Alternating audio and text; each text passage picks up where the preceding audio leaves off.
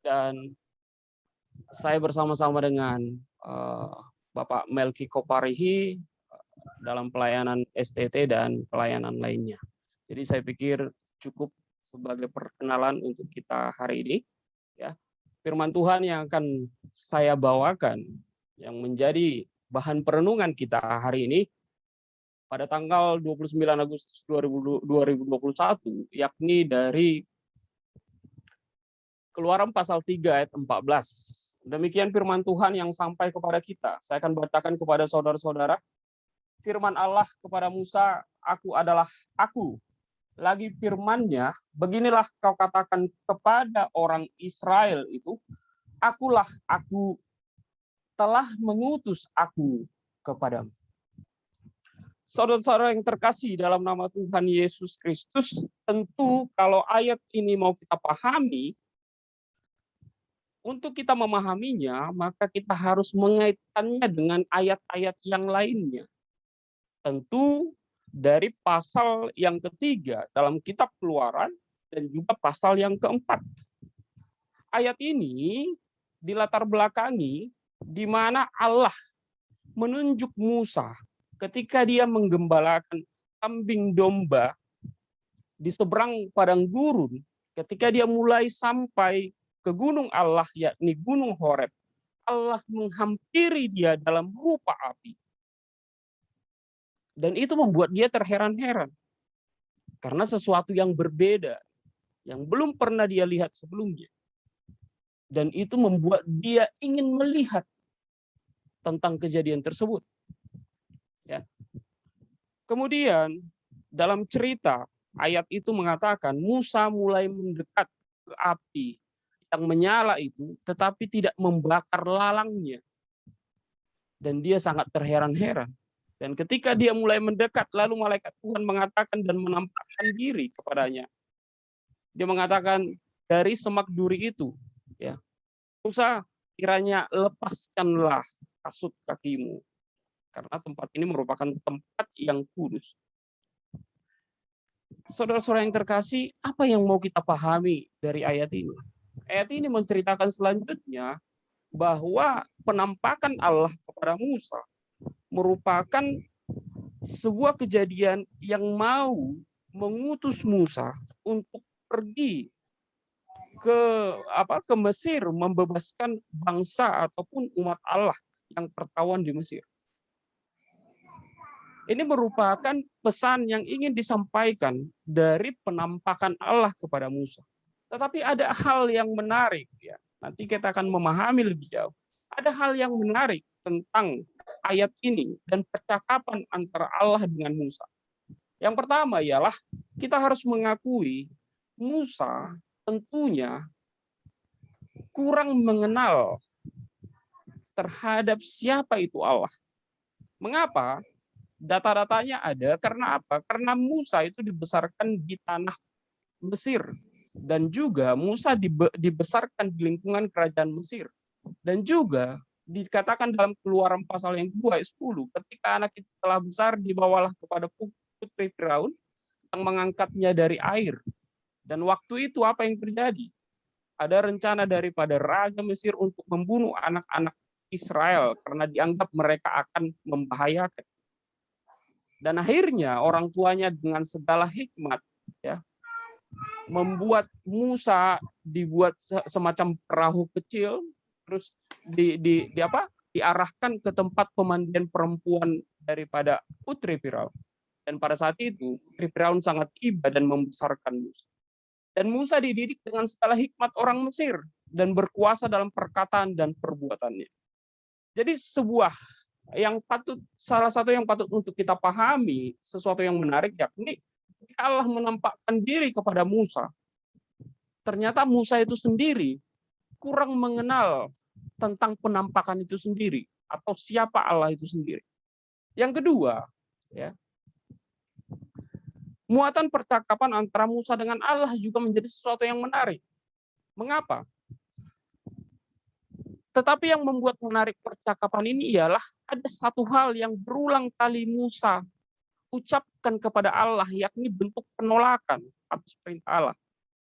Yakni yang pertama, Ketika Allah mengatakan, Musa, aku mau mengutus engkau untuk membebaskan umatku dari tanah Mesir. Musa berkata yang pertama, siapakah aku ini? Maka aku yang menghadap Firaun dan membawa orang Israel keluar dari Mesir. Ada sesuatu yang janggal. Apakah Musa tidak mengenal siapa dirinya? Apakah dia tidak memahami betul bahwa dia orang Israel? Dalam beberapa literatur mengatakan, memang Musa dalam tahapan itu belum memahami Allah sepenuhnya dan belum mengenal dirinya sepenuhnya karena dia dibesarkan dan dididik menurut ajaran orang Mesir. Sekalipun nanti terlihat bagaimana darahnya berbicara ketika menyelamatkan orang Mesir. Kemudian yang kedua, kemudian Allah kembali meyakinkan Musa dengan berkata, bukankah aku yang menyertai engkau? Pergilah, selamatkanlah umatku dari tanah Mesir. Yang kedua mungkin kemudian Musa berkata kepada Allah, tetapi apabila aku sudah bertemu dengan bangsa Israel dan berkata, nenek moyangmu telah mengutus aku untuk menyelamatkan engkau. Apa yang dikatakan dalam Keluaran pasal 3, 13? Apa yang harus kujawab kepada mereka ketika mereka menanyakan siapa Allah itu? Siapa yang mengutus aku kepadamu? Kemudian Musa lagi berkelit dan kemudian Musa menolak kembali. Dia menjawab, Tuhan, aku tidak pandai bicara, janganlah aku. Aku berat lidah, aku tidak pandai berbicara. Kemudian Allah kembali meyakinkan Musa, bukankah aku yang akan menaruh perkataanku di dalam mulutmu? Tetapi apa yang dikatakan oleh Musa kembali, Tuhan, utuslah kiranya siapa saja yang patut kau utus. Ya. Musa menolak Allah 4 kali, padahal Allah sudah menyatakan diri kepada Musa melalui penampakan, melalui teofan. Hal ini akan kita pahami langsung secara praktis di dalam kehidupan kita, teman-teman dan saudara semua. Saya akan mengajak saudara untuk melihat dari sudut pandang lain, untuk melihat hal-hal praktis dalam kehidupan kita. Fenomena Musa itu juga menghampiri kita dan sering terjadi dalam kehidupan kita. Pertanyaan pertama, teman-teman dan saudara semua, apa benar Allah itu ada? Itu menjadi pertanyaan pertama. Benarkah Allah itu ada? Pertanyaan kedua, ya, apakah di antara kita saat ini ada yang sudah pernah bertemu dengan Allah? Terus kemudian pertanyaan yang ketiga, ya, kalau benar Allah itu ada, apa dasar atau jawaban yang benar dalam membuktikan bahwa Allah itu ada? Kemudian pertanyaan yang keempat, atau jangan-jangan kita hanya mengenal namanya, tahu namanya, tapi sesungguhnya tidak mengenalnya. Saudara-saudara yang terkasih, dalam nama Tuhan Yesus Kristus, ada hal yang sangat penting untuk kita pahami. Ya. Yang pertama, ketika Allah menampakkan diri kepada Musa, ternyata Musa tidak serta-merta mempercayai penampakan itu adalah Allah. Tidak serta-merta mengetahui bahwa yang bisa seperti itu dalam rupa api adalah Allah. Dan tidak serta-merta apa yang disampaikan oleh Allah, walaupun Allah sudah menunjukkannya kepada Musa, tetapi Musa tidak serta-merta mengiyakan perintah Allah dan tidak langsung mengatakan, ya Tuhan, ini aku, utuslah aku. Saudara-saudara yang terkasih dalam nama Tuhan Yesus, saya mengajak saudara untuk melihat ayat ini dari sudut pandang lain.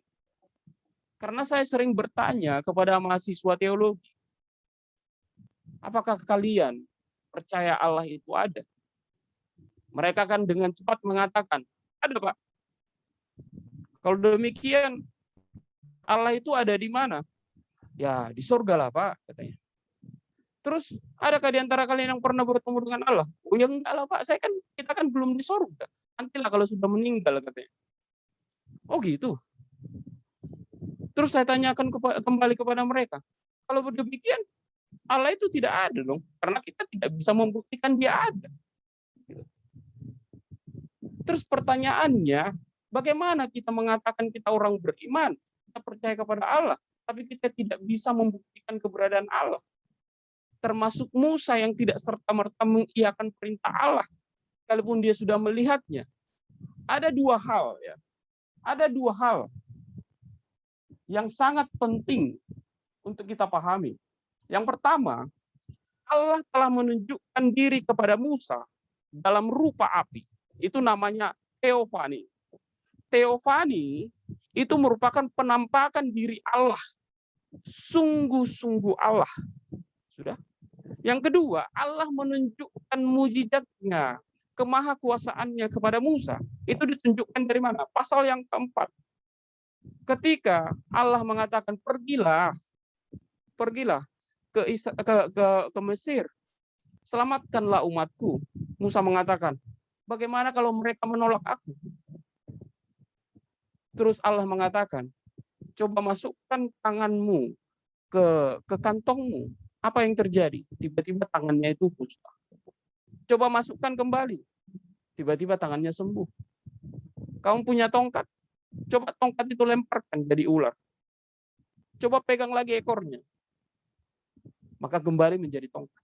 Ada dua hal, ya, yang sangat fundamental ditunjukkan oleh Allah, dan bahwa keberadaan Allah itu ada. Yang pertama, Allah menampakkan diri langsung kepada Musa.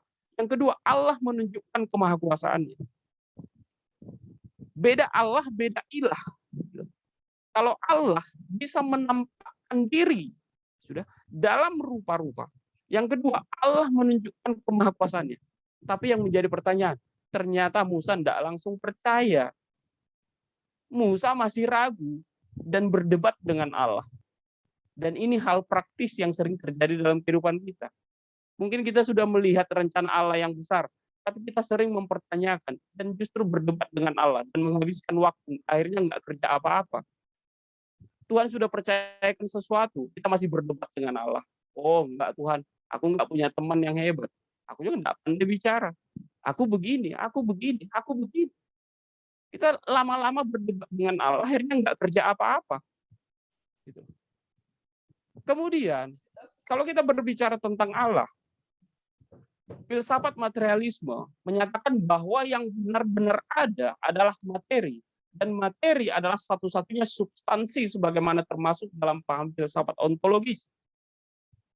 Memang secara manusia dan pemahaman filsafat, yang ada itu adalah sesuatu yang kelihatan. Maka kalau ada bertanya, benarkah Allah itu ada? Ada. Tapi coba bawakan Allah ke sini. Apakah benar Allah bisa dibawa ke ruang-ruang khotbah? Apakah benar Allah bisa dibawa ke ruang-ruang teologi untuk kita melihat warnanya, rupanya, warna kulitnya, jenis kelaminnya, rambutnya? Karena Allah itu bukanlah sesuatu yang material. Allah itu bukan sesuatu yang material. Maka dengan demikian, ada sebuah ilustrasi tentang Allah yang perlu kita pahami untuk mengantar kita kepada hal-hal praktis. Bagaimana kita nanti memposisikan diri seperti Musa di dalam menghadapi berbagai situasi dalam hidup. Yang pertama, saudara-saudara semua tentu pernah melihat angin. Dan ilustrasi paling sederhana untuk mengenal Allah adalah angin. Saudara-saudara mungkin di rumah kalian mempunyai kipas angin dan saat ini mungkin sedang memutarnya. Coba saudara membuat tangan begini ke arah kipas angin. Pasti saudara akan merasakan sesuatu. Coba saudara tangkap begini. Terus kemudian buka tangan saudara. Apakah kalian mendapatkan sesuatu? Coba saudara arahkan tangan sekali lagi ke kipas itu. Pasti saudara akan merasakan mungkin sesuatu yang dingin, sesuatu yang sejuk. Tapi saudara tangkap sekali lagi. Mungkin secepat kilat ditangkapnya. Terus buka. Apakah kalian mendapatkan sesuatu? Tentu tidak. Angin itu bisa diukur kecepatannya dengan anemometer, kecepatan angin sekian cepat per detik gitu. Terus angin itu, tekanan angin itu, kalau tukang tambal ban tahu itu, tekanan angin itu bisa diukur dengan barometer.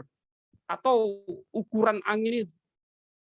Dan kemudian massa angin itu juga bisa diukur dan dihitung ya, melalui sensor-sensor khusus, alat-alat canggih. Tapi sampai sekarang tidak ada satu alat yang paling canggih pun yang dapat membuktikan wujud materi daripada angin itu sendiri. Tidak ada alat yang paling canggih yang bisa membuktikan, mewujudkan, menangkap, membuat sesuatu angin itu menjadi sesuatu yang sifatnya material. Tidak ada.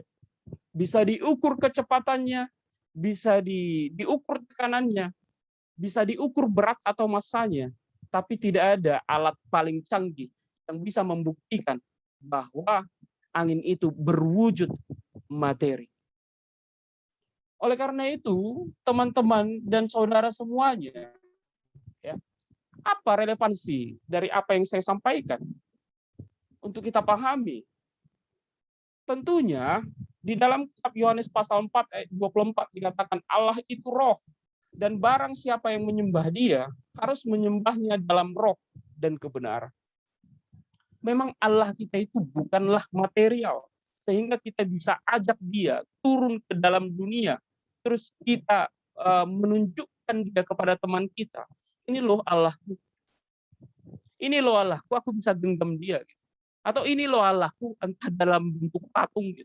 Ini loh Allah, entah dalam bentuk buku yang berwujud material.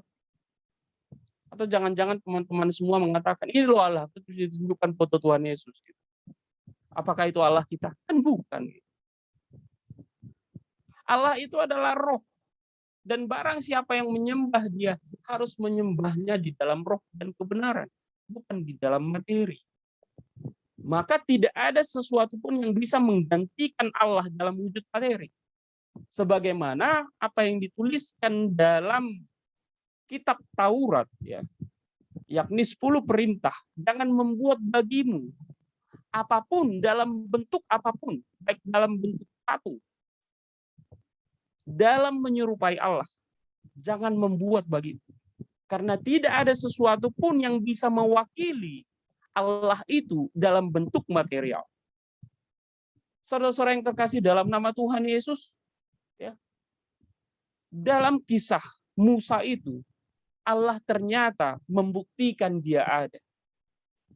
Jadi kalau ada yang bertanya apakah Allah itu ada, dalam kisah Musa itu nanti kita melihat bahwa Allah membuktikan bahwa dirinya ada. Yang pertama, Allah berinisiatif menampakkan diri dalam teofani api yang menyala kepada Musa. Teofani dalam pandangan kekristenan merupakan sebuah manifestasi dalam berbagai bentuk dan kejadian, dan orang-orang yang menyaksikannya tidak sangsi bahwa itu adalah Allah yang menampakkan diri. Dan itu juga yang membuat Musa terheran-heran dan meyakini bahwa ini bukan sesuatu yang biasa. Ini pasti sesuatu yang luar biasa. Saya tidak pernah melihat ada api terus menyala di atas ilalang, tapi ilalangnya tidak terbakar. Ini pasti menjadi sesuatu yang tidak biasa, dan ini sesuatu yang luar biasa. Dan dia tidak sangsi bahwa itu adalah pribadi yang lebih besar daripada dia, yakni Allah.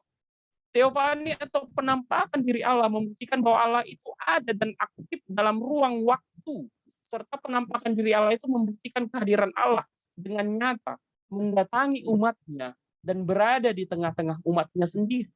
Dan teofani itu sendiri dibuktikan di dalam berbagai kejadian dalam perjanjian lama. Allah menunjukkan dirinya ketika berbulat. Allah menunjukkan dirinya ketika dia menghampiri Abraham. Allah menunjukkan dirinya ketika dia menghampiri Paulus. Teofani itu menunjukkan bahwa Allah itu ada dan aktif dalam ruang waktu yang diciptakannya di dalam dunia, tapi Allah tidak mampu untuk, bukan tidak mampu, tapi Allah tidak mematerikan dirinya sebagaimana apa yang kita minta. Tapi Allah mematerikan dirinya melalui teofani. Api itu bisa dilihat. Benda-benda kealahan bisa dilihat. Itulah bentuk daripada teofani yang menunjukkan bahwa Allah itu ada. Tapi barang atau benda yang menunjukkan Allah itu ada tidak menetap sehingga kita bisa pegang. Api itu kan tidak ada sampai sekarang. Hanya terjadi pada konteks-konteks dan kejadian-kejadian tertentu.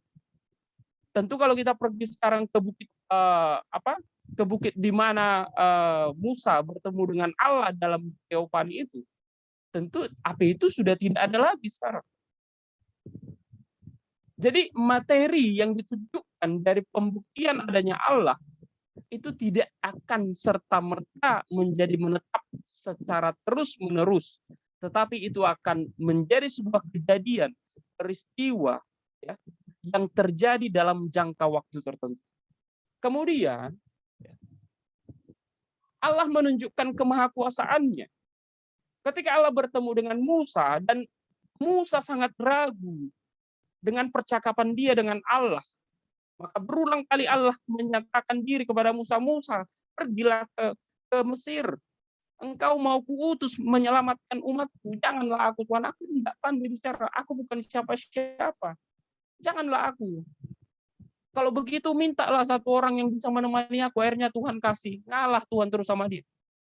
Akhirnya Tuhan kasih Harun. Ya udah, kamu sama Harun aja. Harun kan lebih pintar bicara. Akhirnya Harun yang bicara, dia menunjukkan mujizat Allah. Tapi dikatakan lagi pada pasal yang keempat, Tuhan, bagaimana kalau mereka tidak percaya? Dikatakan begini, lalu saud Musa, bagaimana jika mereka tidak percaya kepadaku dan tidak mendengarkan perkataanku, melainkan berkata, Tuhan tidak menampakkan diri kepadamu. Terus Tuhan berfirman kepadanya, apakah yang ada di tanganmu? Tongkat. Maka coba lempar. Dia lemparkan jadi ular.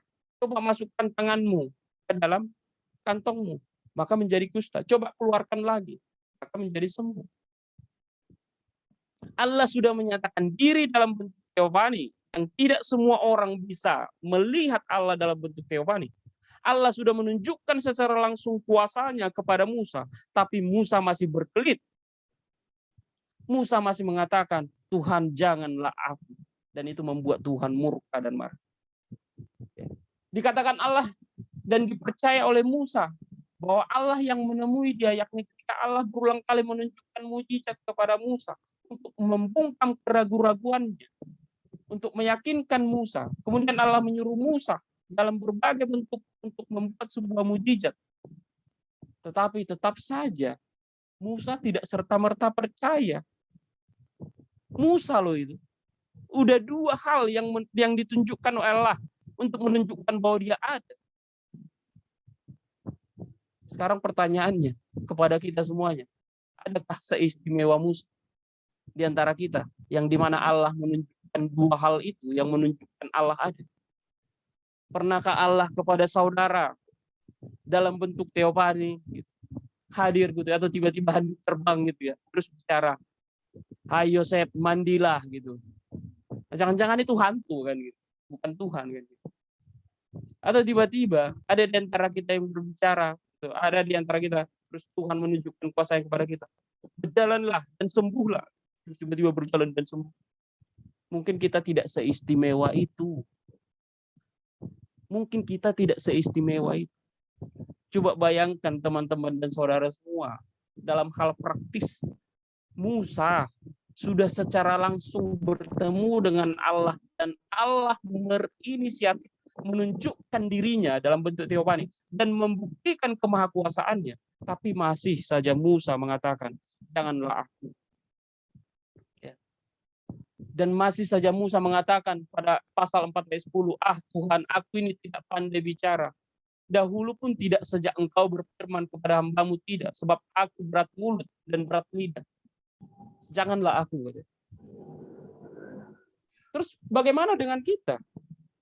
Saudara-saudara yang terkasih dalam nama Tuhan Yesus, bagaimana dengan kita? Saya harus katakan seperti ini. Dalam segala hal, fondasi itu penting. Ketinggian daripada sebuah gedung itu ditentukan dari seberapa kuat dan seberapa besarnya fondasinya. Demikian juga ketika kita hidup beriman kepada Allah. Bagaimana kita bisa menjalani kehidupan bergaul dengan Allah, itu ditunjukkan seberapa besar kita mengenal Allah dan seberapa besar kita tertarik kepada Allah. Sejauh mana kita bisa melakukan kehidupan kita sesuai dengan firman Tuhan pun, itu ditentukan seberapa besar fondasi kita dalam mengenal Allah. Musa saja, Allah langsung menampakkan diri kepadanya.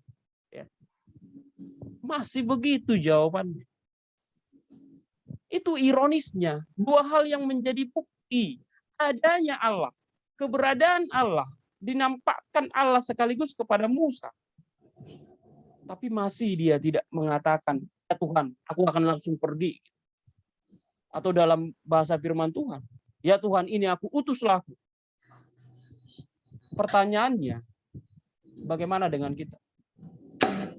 Allah sudah bersusah payah meyakinkan Musa bahwa Allah sendiri menyertai dia, akan menyertai lidahnya, menyertai langkahnya, menaruh perkataan Allah dalam lidahnya, akan membuat mujizat melalui dirinya untuk membungkam orang-orang Mesir. Tapi masih dia katakan, Tuhan, utuslah kiranya siapa yang patut kau utus. Janganlah aku. Mungkin kita tidak punya keistimewaan seperti Musa yang mengalami langsung teofani Allah dan mujizat Allah. Apakah lantas kita dapat berkata bahwa Allah itu tidak ada? Apakah kita harus menunggu seperti Musa? Musa saja masih mengatakan, Tuhan, utuslah yang lain. Padahal Allah sudah menyatakan diri kepada dia. Atau mungkin Allah sudah menampakkan diri kepada kita, tapi kita dibutakan oleh dunia, kecintaan kita kepada dunia. Akhirnya kita tidak bisa melihat kemurnian daripada bentuk kehadiran Allah dalam kehidupan kita. Tidak bisa lagi kita melihat bahwa pekerjaan yang Allah berikan kepada kita bentuk daripada Allah hadir dalam kehidupan kita. Tidak bisa lagi kita melihat bahwa kita berkeluarga, kita bisa menyelesaikan pendidikan. Itu merupakan bentuk kehadiran dan bukti Allah ada dalam hidup kita. Peristiwa yang menunjukkan mujizatnya tetapi tidak lagi peka. Kita tidak lagi peka dan selalu punya alasan untuk tidak mempercayainya seperti Musa sebelum berangkat kepada ke Mesir. Dunia sering sekali menyetir kehidupan kita sehingga membutakan mata kita, menutup telinga kita, membungkam mulut kita untuk mengatakan Allah ada. Oleh karena itu, saudara-saudara yang terkasih dalam nama Tuhan Yesus, kalau ditanyakan benarkah Allah itu ada? Allah itu ada.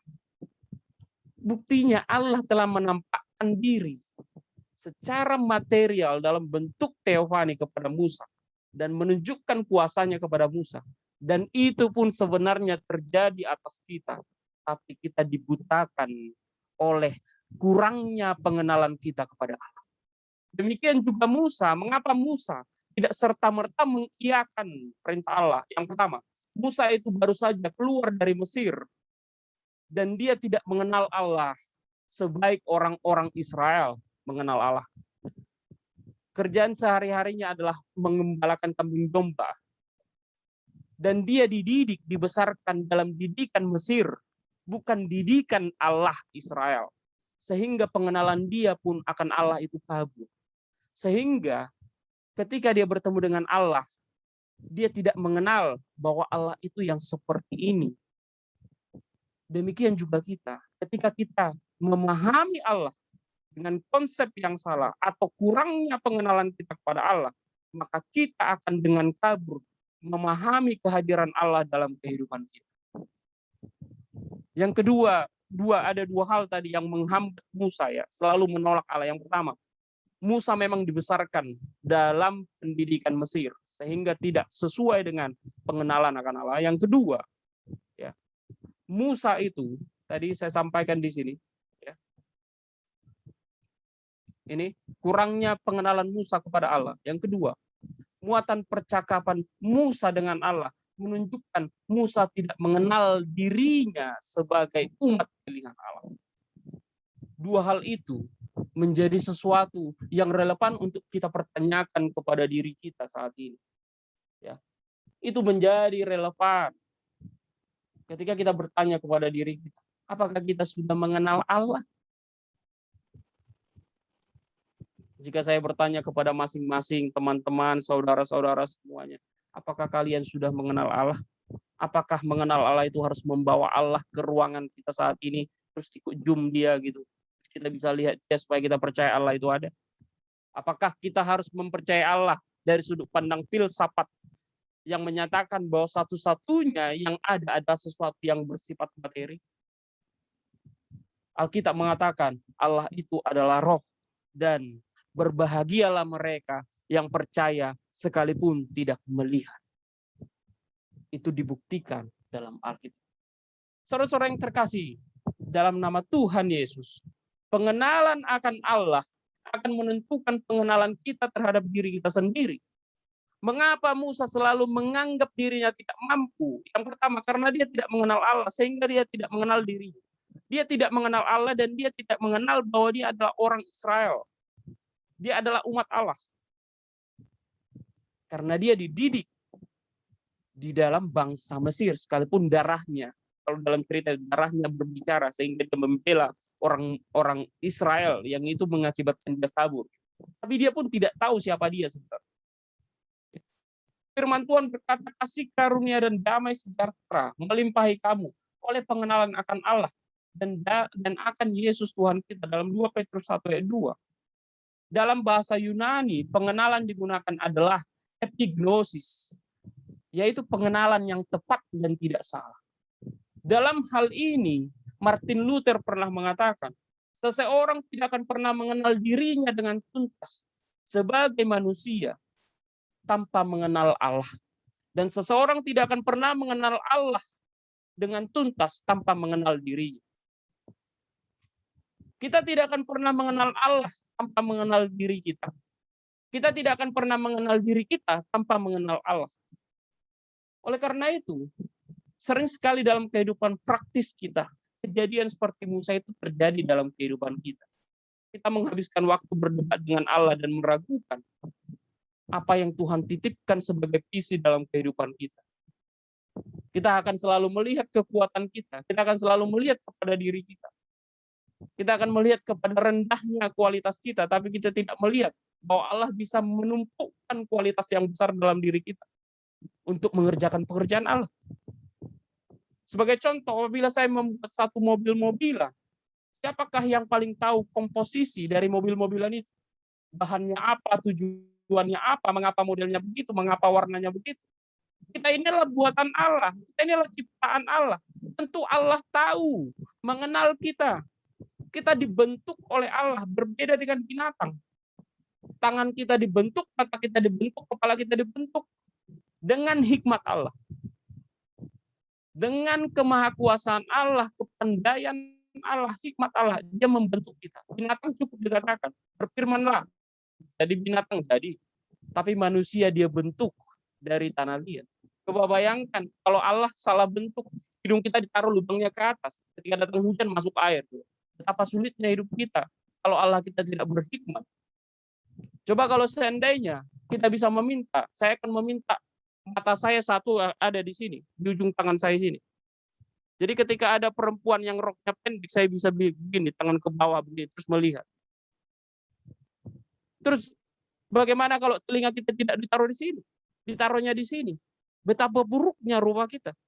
Gimana kalau mulut kita tidak ditaruh di sini, tapi ditaruh di bawah kaki, di telapak kaki. Kita menginjak sesuatu, mulut kita yang kena. Allah membentuk kita dengan segala hikmat dan segala sesuatu yang pantas untuk kita, bahwa tubuh kita diciptakan Allah bukan hanya dengan firman-Nya, tapi dengan tangan Allah sendiri, kemudian dihembuskannya napas hidup kepada kita sehingga kita menjadi manusia. Jadi pengenalan akan Allah merupakan jalan untuk kita dapat mengenal diri kita. Adakah di antara kita yang tidak mau mengenal dirinya? Atau ada yang mengatakan, aku nggak mau kenal diriku, karena kalau aku kenal diriku, nanti jadi ketahuan banyak dosaku. Enggak juga gitu. Pasti tidak ada. Kalau demikian, mari kita belajar mengenal siapa itu Allah. Karena itu akan menentukan jalan kehidupan kita. Tetapi Allah itu bukanlah sesuatu yang terlihat.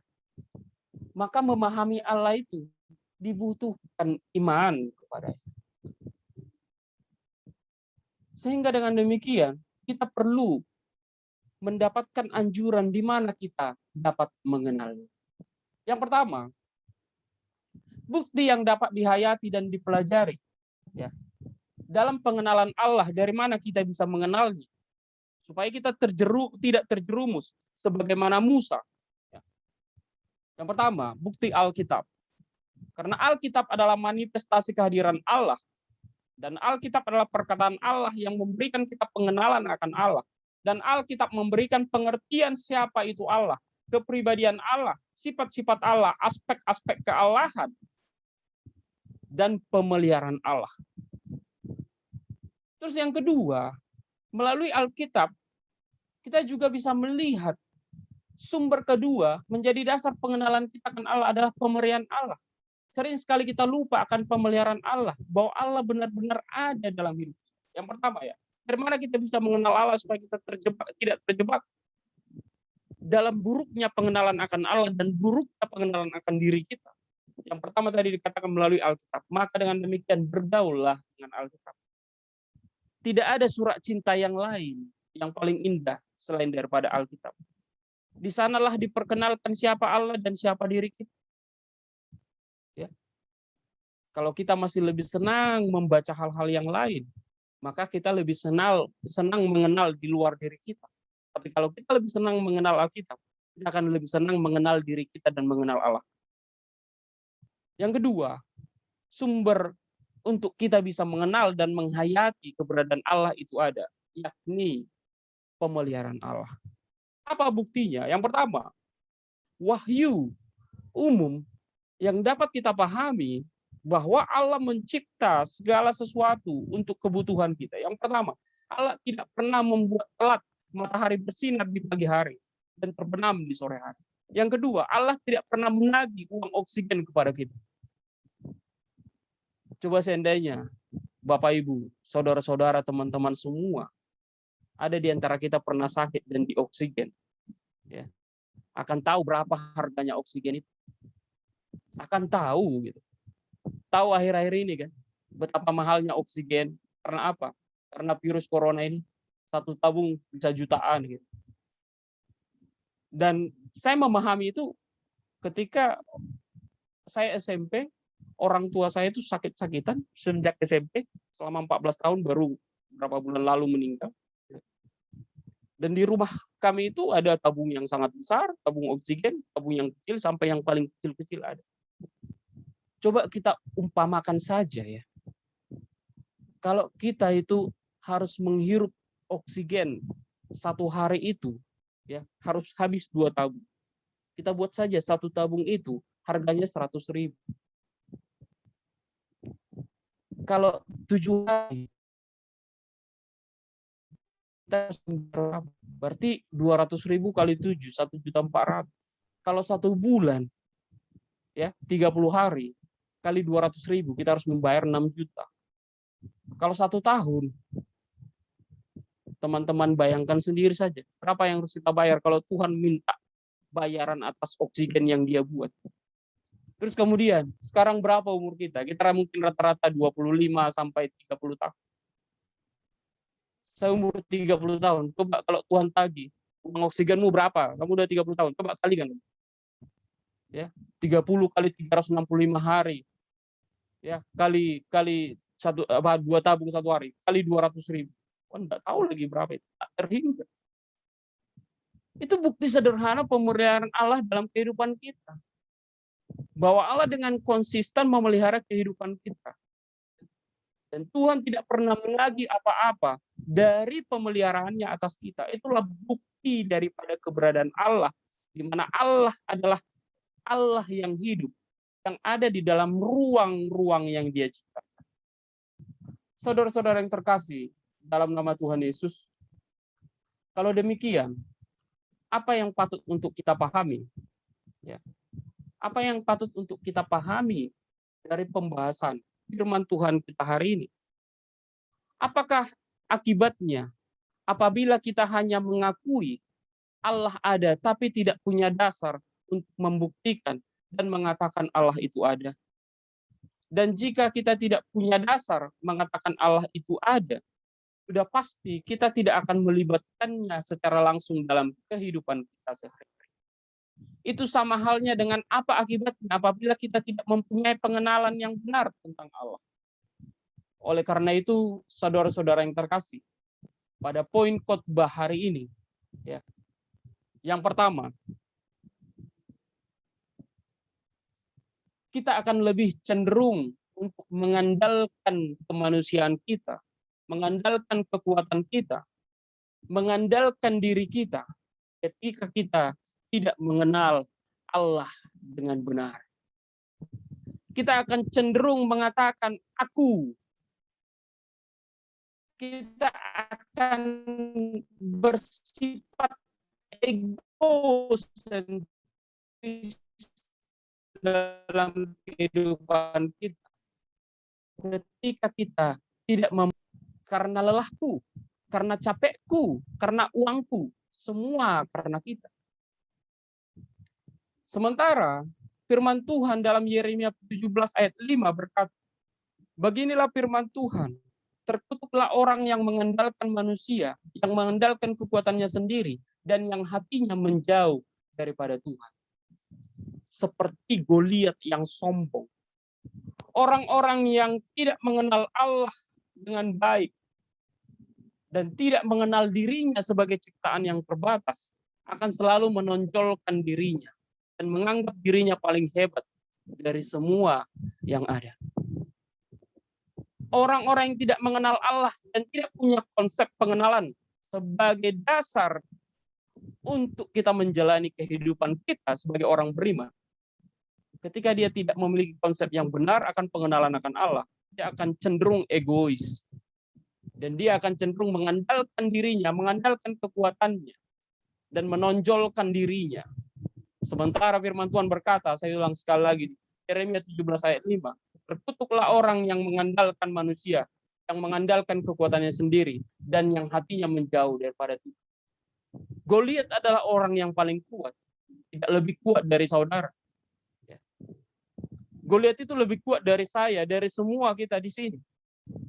Tapi hanya dikalahkan manusia yang biasa-biasa saja. Orang Alkitab mengatakan anak remaja yang masih kemerah-merah.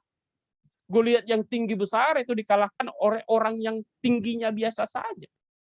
Dengan alat yang sederhana. Jadi kesombongan hanya akan menjatuhkan kita. Jadi orang yang tidak mengenal Allah akan cenderung sombong dalam kehidupannya.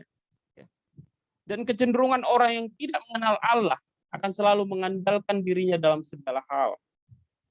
Mengutamakan dirinya dalam segala hal. Oleh karena itu, saudara-saudara, ketika kita mengenal, mempunyai konsep yang benar tentang siapa itu Allah, mempunyai pengenalan akan Allah, bergaul dengan Alkitab untuk mengenal Allah, maka kita akan senantiasa mematikan diri kita. Sebagaimana Alkitab mengatakan, biarlah Allah yang semakin besar dan aku semakin kecil. Supaya apa? Supaya pekerjaan Allah yang besar itu terwujud melalui aku. Tapi jangan dibalik. Biarlah aku yang semakin besar, Allah yang semakin kecil, supaya pekerjaanku dan orang memuji aku sangat besar. Itu hanya tinggal menunggu Tuhannya saja. Yang kedua, poin khotbah kita hari ini adalah kita akan lebih cenderung rendah hati. Rendah hati, bukan rendah diri ketika kita mengenal Allah. Orang yang cenderung, yang memiliki konsep yang salah tentang Allah atau kurang mengenal Allah, akan cenderung rendah diri, bukan rendah hati. Orang yang rendah diri akan selalu merasa dirinya tidak pantas, merasa dirinya tidak layak, merasa dirinya tidak cocok. Seperti Musa yang berulang kali menunjukkan penolakannya kepada Allah, yang menyatakan dia rendah diri di hadapan Allah, karena dia tidak mengenal Allah yang Maha Kuasa, dan dia tidak mengenal dia adalah umat Allah, umat Israel, yang memiliki keistimewaan. Rendah diri itu bukan rendah hati. Rendah diri itu sangat tidak disukai oleh Allah. Bahkan membangkitkan murka Allah atas Musa ketika merasa rendah diri. Itu sama halnya kita mengaburkan kemahakuasaan Allah yang dapat bekerja melalui diri kita. Ketika kita selalu menjawab, aku tidak bisa, aku tidak punya uang, bagaimana aku menjalankan pelayanan itu? Selalu mengukur diri rendah, maka jadilah seperti yang kau imani. Ya. Jangan pernah menganggap dirimu rendah, tapi juga jangan sombong, karena orang sombong cenderung mengandalkan diri. Maka yang paling penting adalah rendah hati. Jangan rendah diri. Ya. Kenapa jangan rendah diri? Karena kita ini buatan Allah. Kita ini umat Allah. Itu yang saya katakan tadi kepada saudara-saudara. Musa tidak mengenal Allah karena dididik di dalam orang Mesir yang kedua. Dia tidak mengenal dirinya sebagai umat Allah karena selama ini dia mengenal dirinya orang Mesir. Padahal dia istimewa sebagai umat Allah. Kita juga sebagai umat-umat Allah, orang-orang percaya kepada Kristus, kita adalah orang-orang istimewa di hadapan Allah. Jangan mengaburkan kemahakuasaan Allah yang besar. Seperti Musa. Padahal Musa ditunjukkan oleh Allah mujizat yang besar dengan membuat ular dan membuat kusta dan menyembuhkan kusta. Tapi dia masih mengatakan, janganlah aku. Oleh karena itu, saudara-saudara yang terkasih, firman Tuhan berkata kepada kita, ya, kamu berasal dari Allah, dan kamu telah mengalahkan nabi-nabi palsu itu, sebab roh yang ada di dalammu lebih besar daripada roh yang ada di dalam dunia. Kita ini adalah anak-anak Allah. Roh yang ada pada kita adalah roh Allah. Maka jangan pernah rendah diri dan menghambat pekerjaan Allah dari hidup kita. Sering sekali dalam kehidupan praktis kan kita begitu. Kita selalu menganggap diri kita bukan siapa-siapa. Ditunjuk, kamu jadi WL ya. Oh janganlah, suaraku nggak bagus katanya. Kan Tuhan tidak menilai suara yang bagus sebagai pujian. Tapi hati yang dinilai oleh Tuhan. Sering sekali menilai diri kita itu rendah. Akhirnya tidak bisa berbuat apa-apa. Kita selalu menanyakan petunjuk Allah, padahal Tuhan sudah tunjukkan. Kita habis waktu berdebat dengan Allah. Oleh karena itu, saudara-saudara, dalam Yeremia pasal 17, ayat yang ke-8 dikatakan, diberkatilah orang yang mengandalkan Tuhan, yang menaruh harapannya pada Tuhan. Dia akan seperti pohon yang ditanam di tepi air, yang merambat akar-akarnya ke tepi batang air, dan yang tidak mengalami datangnya panas terik, yang daunnya tetap hijau, yang tidak khawatir dalam tahun kering, dan yang tidak berhenti menghasilkan buah. Jadi oleh karena itu, kita harus seperti Daud, ya, yang rendah hati, melawan Goliat yang besar, mengatasnamakan Allah. Siapakah Daud?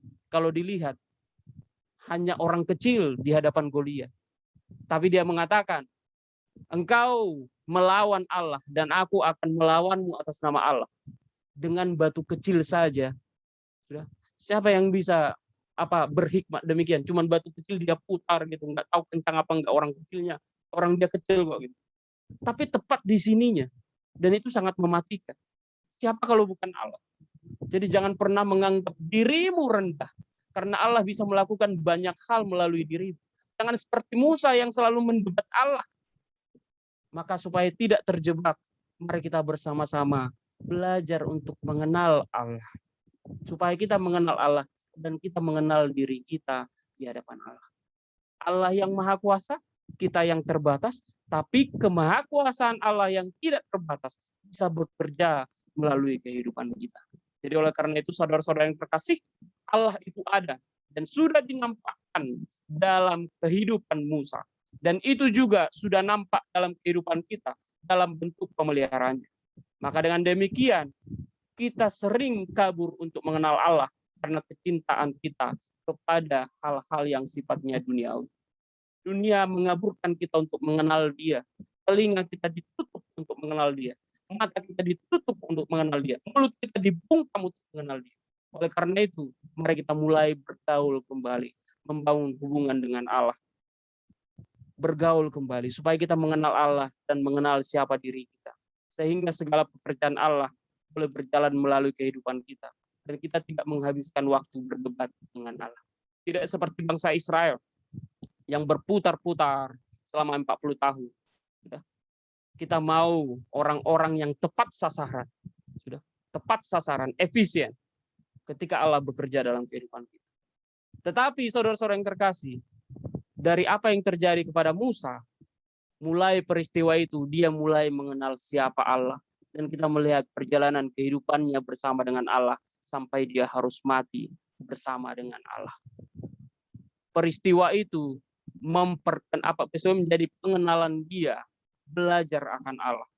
Jadi jangan pernah merasa terlambat untuk mengenal Allah. Mungkin kita sekarang diombang-ambingkan seperti Musa, tapi kita akan melihat pekerjaan-pekerjaan besar di dalam kehidupan kita ketika kita belajar untuk mengenalnya, sebagaimana peristiwa Musa berjalan membawa bangsa Israel keluar dari tanah Mesir. Demikian firman Tuhan, mari kita berdoa.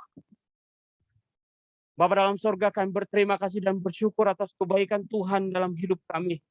Sering kami Tuhan dikaburkan oleh hal-hal yang kami cintai, hal-hal yang sifatnya duniawi, hal-hal yang sifatnya jasmani dan badani. Kami lebih cinta akan diri kami dibanding kepada Tuhan, sehingga itu mengaburkan pengenalan kami akan Tuhan. Itu yang membuat kami sering rendah diri, sehingga pekerjaan-pekerjaan Allah melalui kehidupan kami sering terhambat. Oleh karena itu ya Tuhan, kami tidak mau menghabiskan waktu berdebat dengan Allah. Kami mau mengatakan, inilah kami Tuhan, utuslah kami. Karena kami tahu Allah lah yang akan menyertai kami. Ketika kami berbicara, maka perkataan Allah lah yang ada dalam lidah kami. Ketika kami melakukan hal-hal apa saja, maka itu pun kami lakukan di dalam nama Allah saja. Ketika kami bertemu dengan orang-orang di sekeliling kami, maka Allah lah yang ada dalam kehidupan kami dan kami akan memperkenalkan Allah. Terima kasih Bapa dalam surga. Sesungguhnya siapakah kami? Kami hanya ciptaan Allah, maka Engkau yang mengetahui kami sepenuhnya. Oleh karena itu Tuhan, biar kiranya Engkau bentuk kami sesuai dengan kehendak. Oleh karena itu ya Tuhan, biarlah Engkau meneguhkan janji-janji Allah dalam kehidupan kami, untuk kami boleh mengerjakan semuanya itu dalam kehidupan kami, dalam kerendahan hati. Terima kasih Bapa dalam surga, biarlah firman-Mu ini hidup dalam kehidupan kami. Jangan kami melihat siapa diri kami sekarang, tetapi kami akan melihat perjalanan rohani kami bersama dengan Allah ketika kami mau belajar mengenal Allah sepenuhnya. Tuhan berkati kami semuanya, biar kiranya kami boleh hidup di dalam Allah senantiasa. Dalam nama Kristus Yesus dan demi Kristus kami berdoa. Amin.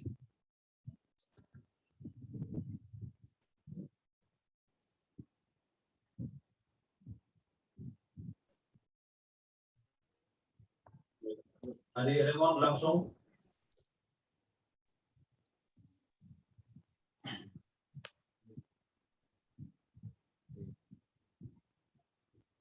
Terima kasih untuk hambanya yang sudah boleh memberkati kita pada malam hari ini lewat firman Tuhan yang dan saya percaya kita diberkati dengan firman Tuhan. Saat ini kita akan mengakhiri seluruh rangkaian ibadat kita. Kita mengangkat pujian. Terima kasih Yesusku.